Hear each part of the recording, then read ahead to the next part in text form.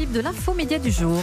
Il y eut l'heure de gloire des blogueurs, puis celle des youtubeurs. Maintenant, voici venir le temps des podcasteurs. Il y a quelques mois, l'hebdomadaire spécialisé stratégie titrait même en couverture « La folie podcast ». Faut-il y voir la conséquence d'une saturation des écrans? Ironie du sort, voilà que le son, l'audio revient à la mode. Après les radios qui ont d'abord dupliqué leur programme, après les journaux qui se lancent, on recevait hier Étienne Gernel, le patron du Point, nous racontait ça, voici des plateformes et des producteurs qui ne pensent qu'à ça. Reste à savoir quel est le business model, autrement dit, comment gagner de l'argent avec des programmes de plus en plus écoutés, certes, mais le plus souvent gratuits.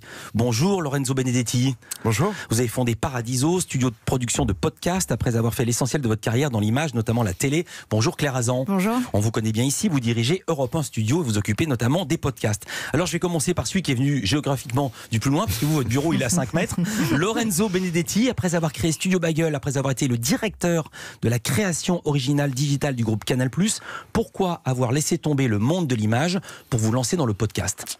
Déjà parce que j'ai découvert l'audio avec une série que j'ai produite sur Canal qui s'appelle Calls, qui est une série de fiction où en fait on a eu un plaisir énorme à faire ça. Je peux dire c'était extraordinaire, j'en avais parlé ici. On n'entendait que du son, il n'y avait rien à l'image ou très très peu. Exactement. Et c'était en fait, sur la télé mais c'était du son. C'était une série sans images. Du coup voilà, c'était la première série sans images selon Canal+. Et ça nous a mis dans ça m'a mis dans l'univers du son. J'ai découvert la simplicité de la production et j'ai découvert le pouvoir très fort d'évocation et de stimulation de l'imagination que pouvait avoir le son, que vous connaissez très bien ici. Europe 1. Et donc à partir de là, j'ai commencé à regarder ce qui se faisait en podcast et je me suis rendu compte que dans les domaines qui m'intéressaient moi, à savoir la fiction, il y avait assez peu de producteurs qui étaient installés et c'est comme ça que j'ai rencontré mes associés qu'on a commencé à réfléchir au projet Paradiso. Claire Azan, en quoi est-il important pour Europe 1 et d'autres radios d'avoir des contenus originaux? Parce qu'on connaissait le podcast, on rediffuse des émissions excellentes comme Culture Média où on de la raconte qui cartonne, mais pourquoi rajouter du son au son déjà produit par une radio? En fait, nous on voit pas le podcast comme quelque chose de séparé, c'est une façon de continuer à faire de la radio, mais on fait de la radio de la façon dont elle est consommée aujourd'hui et demain. C'est-à-dire vous l'écoutez plus aujourd'hui pareil, vous l'écoutez sur votre mobile, dans les transports, vous allez choisir des contenus. Et donc on peut plus penser la radio uniquement comme on le faisait avant. On doit la penser, la produire, l'écrire différemment. Et c'est pour ça qu'on a créé cette structure dédiée au sein d'Europe 1. Mais vous n'avez pas tout à fait répondu à ma question. Ouais. Pourquoi faire des nouveautés? Parce que Europe 1 est une radio qui produit des programmes. On pourrait se contenter de réentendre les programmes produits par Europe 1 comme le faisaient d'autres radios, je sais pas moi, France Info ou beaucoup d'autres. C'est aussi une façon d'aller toucher d'autres personnes, des gens qui n'écoutent pas la radio, des gens plus jeunes, des gens qui vont aller chercher d'autres sujets, des sujets plus de niche. Donc c'est complémentaire, c'est deux offres complémentaires. Et de les ramener chez nous. C'est ça le but secret. Lorenzo Benedetti, Paradiso n'est pas une plateforme, vous êtes un producteur, ou plutôt votre dossier de presse indique un studio de podcast narratif. Qu'est-ce que ça veut dire en français courant? Ça veut dire qu'on n'a que des amis. Ça veut dire qu'on travaille avec tout le monde. Ouais. Ça veut dire qu'on peut travailler avec Spotify, avec Audible, avec Sibel, avec Europe 1, pourquoi pas. Ouais. On est des producteurs. Donc ça veut dire qu'on va développer des concepts avec des talents et ensuite on va aller essayer de trouver des financements auprès des plateformes qui elles-mêmes ont besoin de contenu premium pour se différencier les unes des autres. Voilà. Il y a un marché des programmes. Parmi les formats que vous avez inventés, il y a Allo Promo qui a démarré avant-hier. Racontez, c'est quoi le principe d'Allo Promo? Le principe d'Allo Promo, c'est... alors désolé pour... Vous êtes journaliste, donc, mais en gros, c'est... vous êtes un artiste et vous voulez faire la promo de votre album sans journaliste. Vous appelez le serveur vocal Allo Promo. Ouais. Et vous êtes face à une voix de robot qui va vous poser plein de questions qu'on espère marrantes pour faire votre promo sans journaliste. Mais c'est une blague ou c'est authentique? Non, c'est une parodie. Il y a des vrais invités. Donc on a enregistré Camille Lelouch, par exemple, qui fait la promotion de son spectacle et donc qui est face à cette voix de robot qui est parfois déconcertante, mais ça l'a bien amusé. Alors c'est une série pour l'instant de 30 fois 3 minutes, il y a des invités musique, cinéma, littérature, sport. Puisque vous en parliez, Camille Lelouch, on va écouter un extrait, ce sont les premières secondes de son Allo Promo. Bonjour et bienvenue sur Allo Promo, le premier serveur vocal exclusivement dédié à votre promotion. Au cours de cet appel, vous aurez 3 minutes pour nous parler librement de votre actualité. Vous pouvez à tout moment interrompre la promotion pour nous faire une imitation d'Alain Juppé. Pour permettre une meilleure prise en charge, merci de vous identifier après le bip sonore. Donc salut, c'est Camille Lelouch, je suis humoriste, chanteuse. C'est très étrange, mais je suis ravie de faire cette interview au téléphone. Si vous souhaitez faire la promotion de votre travail, dites à... Je sais pas si je vais y arriver, pardon. Oh. Je n'ai pas compris votre réponse. Si vous souhaitez faire la promotion de votre travail, dites à... Ça fait beaucoup rire Céline Dacosta, mais c'est une blague. Ou est-ce qu'à terme, des gens pourront vraiment faire leur promo sur Allo Promo? Philippe, vous nous donnez une idée, on va faire ça. On va mettre un numéro en place qu'on va diffuser sur les antennes. Non, mais en vrai, non, c'est juste des sketchs. C'est juste des sketchs. En fait, pour vous expliquer comment ça fonctionne, on a une autrice qui est fantastique, qui s'appelle Géraldine de Margerie, qui prépare les interviews et qui en fait pose les questions aux invités. Je voudrais pas dévoiler la cuisine, et ensuite on remplace sa voix à elle par une voix de robot, et voilà. Donc il y a quand même une interaction avec un humain à un moment donné. Alors ici on est une émission média, donc le principe c'est de dévoiler la cuisine. Autre production, une série documentaire originale s'appelle Le Grêlé, c'est signé Pascal Tourangeau, qui est une journaliste. Patricia, pardonnez-moi, qui est une journaliste fait divers à Libération. Racontez l'histoire. Alors en fait c'est une affaire, c'est la plus longue en fait affaire criminelle de toute l'histoire des affaires criminelles. C'est un tueur en série qui a sévi dans les années 80 à Paris et qui n'a jamais été arrêté. Et ce qui est fascinant, c'est qu'on a son ADN, on a son groupe sanguin, on connaît son mode opératoire parfaitement, et voilà. Et donc Patricia a écrit un livre coédité avec Le Seuil et Les Jours, et a raconté cette enquête. Et on a adapté cette enquête en podcast en 8 fois 20 minutes, en coproduction avec le studio Louis Média. Et voilà, c'est fascinant parce que c'est une affaire qui nous permet aussi de réinventer l'histoire, de s'intéresser à l'histoire de la police scientifique en France des années 80 à aujourd'hui. Elle est toujours à Libé, Patricia Tourangeau? Non, elle a quitté Libération aujourd'hui. Voilà. J'allais vous demander comment vous avez réussi à prendre des gens, à piquer des talents aux autres. Alors non, on n'a pas piqué à Libération. Elle a monté donc le magazine Les Jours avec les Gary Bertz. En fait, on a découvert cette affaire sur le site Les Jours, et ensuite on l'a adapté avec Les Jours justement. C'est pour ça que Les Jours sont en coproduction.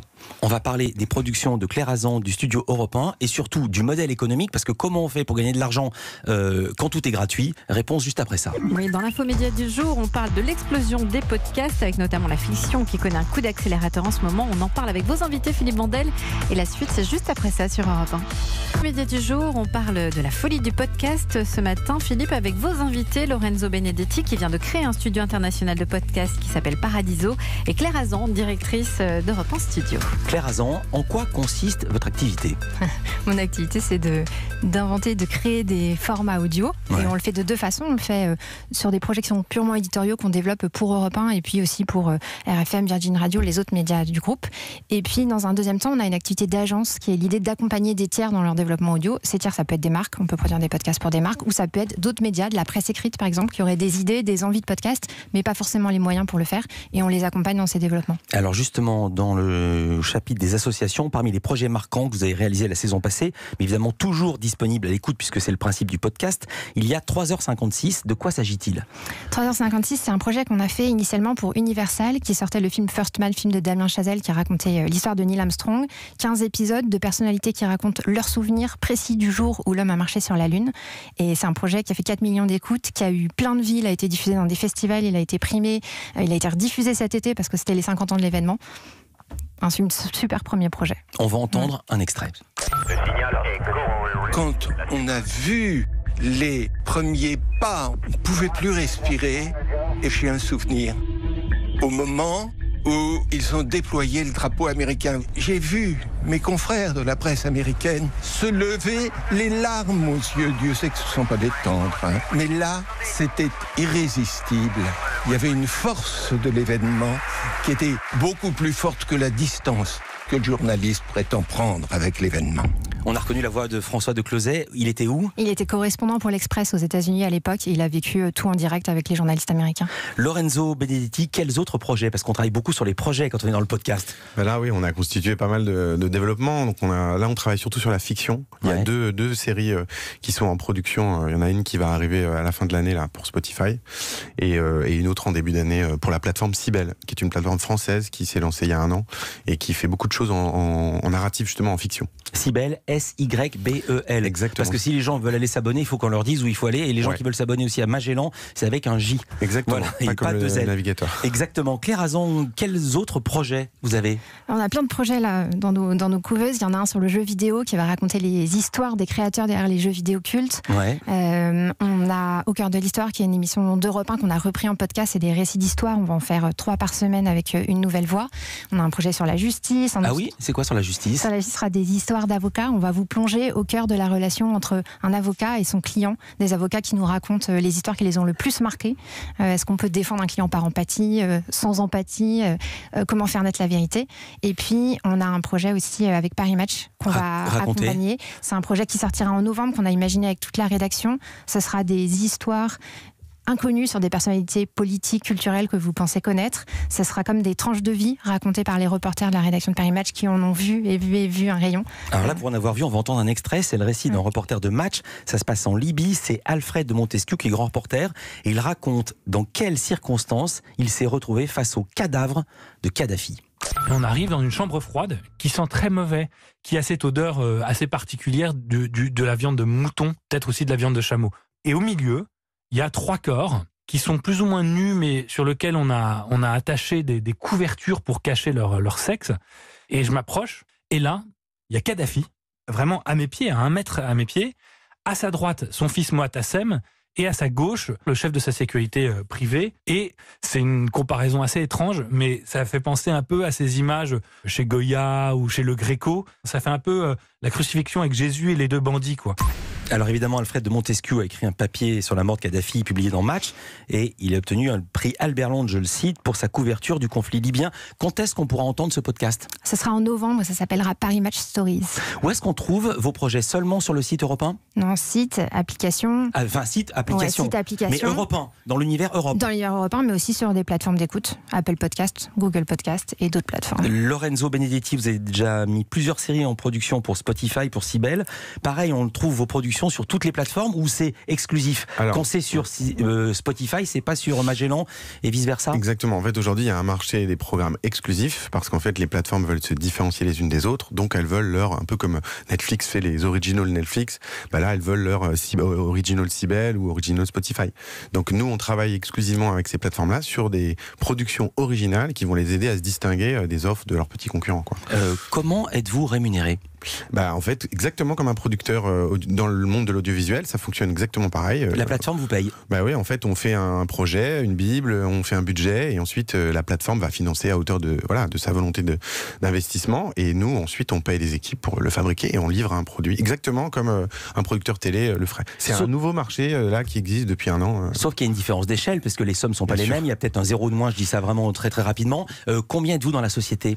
On est à une petite dizaine et là on recrute. Donc on a un site internet. Pour ceux que ça intéresse, envoyez des CV. Vous avez finalisé une levée de fonds pour devenir un acteur international de la production de podcasts. Vous avez levé combien ? Alors on ne donne pas le montant, mais on a levé suffisamment pour recruter une 30aine de personnes d'ici à la fin 2020. Ouais. Et nous, notre objectif, c'est clairement de porter la voix de la touche européenne, parce qu'en fait, je pense qu'on a tout à fait notre mot à dire sur le marché international de l'audio. Ouais. C'est pas un marché. L'audiovisuel, c'est clairement un marché où il y a 450 000 boîtes de prod. Donc on va pas aller se battre avec tous ces acteurs-là. Mais par contre, sur l'audio, je pense qu'il y a une dizaine de studios qui comptent dans le monde. Et donc on croit, nous, que peut émerger un studio de culture européenne au milieu de tout ça. Mais vous allez devoir tout traduire ? Vous allez tout faire en français ? Vous allez devoir faire en anglais, en espagnol, dans toutes les langues que vous adaptez au pays ? Alors les deux sont possibles. On peut faire un programme en français qui connaît un succès sur le marché français qu'on adapte avec un talent anglais ou espagnol. Et à l'inverse, ce qu'on est en train de faire en ce moment, on rencontre des talents, des auteurs en Espagne, en Angleterre et au Brésil aussi, parce que le Portugal le portugais est une langue vachement intéressante et très. On y écoute beaucoup de podcasts en fait au Brésil. Et voilà, donc on développe d'emblée avec ces talents-là. Et c'est aussi une tendance à Hollywood. Le podcast se met à la fiction audio. On écoute des épisodes au lieu de les regarder à la télé. Question à tous les deux. Qu'est-ce que vous pensez d'une initiative comme Magellan, qui est lancée par l'ancien président de Radio France, Mathieu Gallet, qui se propose de devenir le Netflix du podcast, qui pose problème à certains acteurs du secteur, notamment Radio France, mais pas seulement. C'est que Magellan se propose de faire payer un abonnement, 4,99, on va dire 5 € par mois, sauf qu'il reprend gratuitement des contenus produits par d'autres, en l'occurrence les émissions de France Inter, de RTL ou d'Europe 1. Réaction, Claire Azan. Ouais, je fais un détour pour vous répondre, mais j'arrive. Pas un détour, il reste une minute, il faut y aller direct. C'est bien qu'il y ait des acteurs comme ça, ils font bouger les lignes sur le marché du podcast, qui est encore essentiellement du replay et qui a besoin de grandir. Après, le podcast a toujours été ouvert, gratuit. Ils font aussi bouger les lignes là-dessus. Et dans la mesure où ils ont un modèle économique qui en effet se base sur des contenus, des produits d'appel qui sont en partie nos contenus gratuits, il faut qu'on les fasse bouger et nous on a besoin de réfléchir à une juste rémunération pour nos contenus. D'accord, donc vous êtes en train de parler avec Magellan, si j'ai bien compris. On dit on réfléchit à ça. Nous on est pour qu'il y ait le plus de clients possible pour les producteurs de podcasts. Donc en fait, oui, parce que vous faites payer. Oui, parce que nous on est producteurs et diffuseurs. Voilà. Après, juste pour préciser ce que vous venez de dire, il y a une offre gratuite sur Magellan. Donc quand vous téléchargez l'application, vous pouvez écouter des podcasts gratuitement. Après, ce qui est payant, c'est leurs produits premium, c'est leurs produits originaux qu'ils ont produits eux avec leurs sous. Donc c'est pas vraiment exactement faire payer pour un contenu qui est gratuit. Voilà. C'est juste pour préciser ça. Ils nous écoutent également à Radio France. France. Et je précise que Mathieu Gallet, le fondateur de Magellan, sera notre invité jeudi prochain, le 10 octobre. Merci beaucoup Lorenzo Benedetti, fondateur de Paradiso, studio de production de podcast. Dites un titre qu'il faut aller écouter tout de suite. Alors c'est en anglais, Sandra, une fiction par Gimlet Media que j'ai personnellement adoré. Claire Hazan, merci beaucoup, directrice d'Europe 1 Studio. Pareil, un titre à écouter tout de suite pour ceux qui nous écoutent. Double Vie, une série d'Élodie Font et Charlène Noyoux sur Arte Radio. Une personne, merci à vous, une personne à écouter tout de suite, Céline Dacosta. Ophélie.